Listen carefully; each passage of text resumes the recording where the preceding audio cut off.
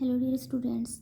आज की क्लास में हम बीकॉम सेकेंड ईयर का एबीएसटी पेपर सेकंड कॉस्ट अकाउंटेंसी का चैप्टर सीमांत लागत लेखांकन का प्रैक्टिकल क्वेश्चन नंबर फर्स्ट करेंगे। क्वेश्चन में दिया हुआ है कि एक फर्म की सीमांत लागत एवं लाभ का विवरण निम्नानुसार है। तो सेल्स दी हुई है वो है 16,000 यूनिट्स के लिए है 3,20,000 रुपये। तो ये जो 3,20,000 रुपये है वो 16,000 यूनिट्स के लिए है। अब हम एक यूनिट की सेलिंग प्राइस निकालेंगे। तो सेलिंग प्राइस पर यूनिट निकालने के लिए टोटल सेल्स को यूनिट से डिवाइड करते हैं। तो यूनिट्स है 16,000 व सेल्स है 3,20,000। तो 3,20,000 को 16,000 से डिवाइड करने पर 20 rupees per unit selling price होगी।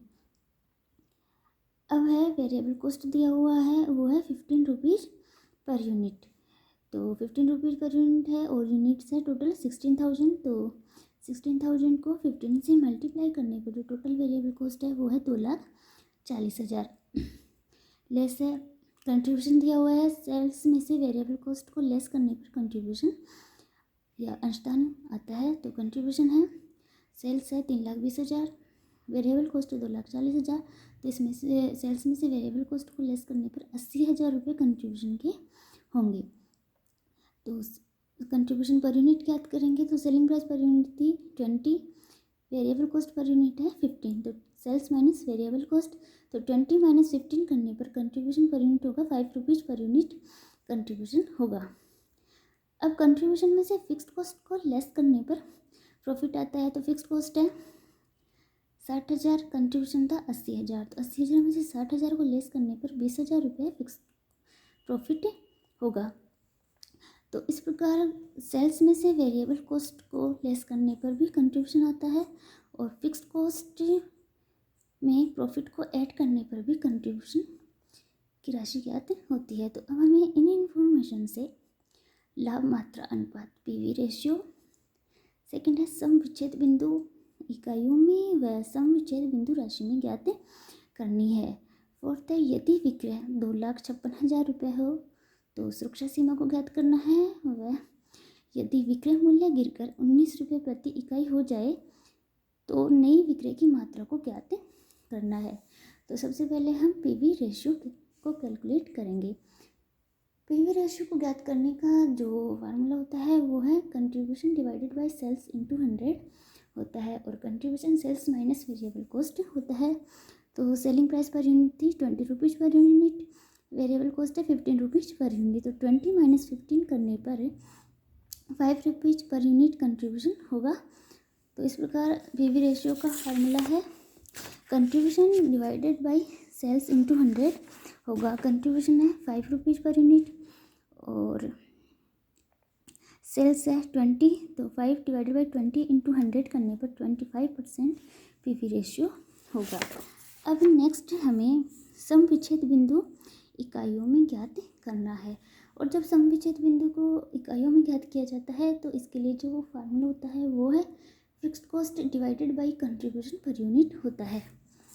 फिक्स्ड कॉस्ट है 60,000 और कंट्रीब्यूशन पर यूनिट था 5 रुपीज़ पर यूनिट। तो 60,000 डिवाइडेड बाई 5 करने पर 12,000 यूनिट्स बीईपी यूनिट्स होगी। अब नेक्स्ट हमें बीईपी इन रेट में कैलकुलेट करना है। और जब सम विच्छेद बिंदु को राशि में ज्ञात किया जाता है तो इसके लिए जो फार्मूला होता है वो है fix cost divided by PV ratio होता है। पीवी रेशियो अभी हमने कैलकुलेट किया था वो था 25%। फिक्स्ड कॉस्ट क्वेश्चन में दी हुई है वो है 60,000। तो 60,000 डिवाइडेड बाई 25 इंटू 100 करने पर 2,40,000 रुपये बीईपी सेल्स होगी। तो इस प्रकार से बीईपी को यूनिट्स में कैलकुलेट किया जाता है। तो फिक्स्ड कॉस्ट को कंट्रीब्यूशन से डिवाइड किया जाता है और जब इसे बीईपी रेट में कैलकुलेट की जाती है तो फिक्स्ड कॉस्ट को पीवी रेशियो से डिवाइड किया जाता है। बीईपी सेल्स को रेट में हम इस प्रकार भी निकाल सकते हैं। जैसे बीईपी यूनिट्स दी हुई है 12,000 यूनिट्स और सेलिंग प्राइस था 20 रुपीज़ पर यूनिट। तो बीईपी यूनिट्स को सेलिंग प्राइस से मल्टीप्लाई करने पर भी बीईपी इन रेट में कैलकुलेट हो जाएगी। तो बीईपी यूनिट्स है 12,000 और सेलिंग प्राइस थी 20, तो 12,000 इंटू 20 करने पर 2,40,000 रुपये ही आएंगे। अब नेक्स्ट हमें ये देखना है कि यदि विक्रय 2,56,000 रुपये हो तो सुरक्षा सीमा को ज्ञात करना है। सुरक्षा सीमा या मार्जिन ऑफ सेफ्टी को निकालने का जो फार्मूला होता है वो है present sales minus BEP sales होता है। तो प्रेजेंट सेल्स हमें 2,56,000 रुपये के लिए सुरक्षा सीमा निकालना है, तो प्रेजेंट सेल्स है 2,56,000 और बीईपी से ये यहाँ रेट में दिया हुआ है तो हम बीईपी भी रेट में लेंगे। यदि यहाँ पर यूनिट्स में विक्रय दिया हुआ होता तो हम बीईपी की यूनिट्स लेते, लेकिन ये अमाउंट दिया हुआ है तो हम बीईपी का भी अमाउंट लेंगे।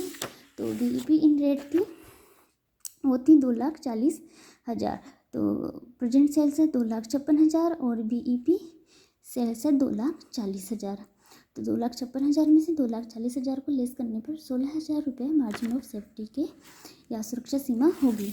यदि यहाँ पर 2,56,000 रुपये न देकर सिर्फ ओनली यही कहता है कि सुरक्षा सीमा की राशि भी ज्ञात करो, तो हम ये सेल्स लेते 3,20,000, जिसमें से हम बीईपी सेल्स निकालते 2,40,000। अब नेक्स्ट हमें जो कैलकुलेट करना है वो है यदि विक्रय मूल्य गिरकर 19 रुपये प्रति इकाई हो जाए तो इसका प्रभाव समाप्त करने हेतु नई विक्रय की मात्रा को ज्ञात करना है।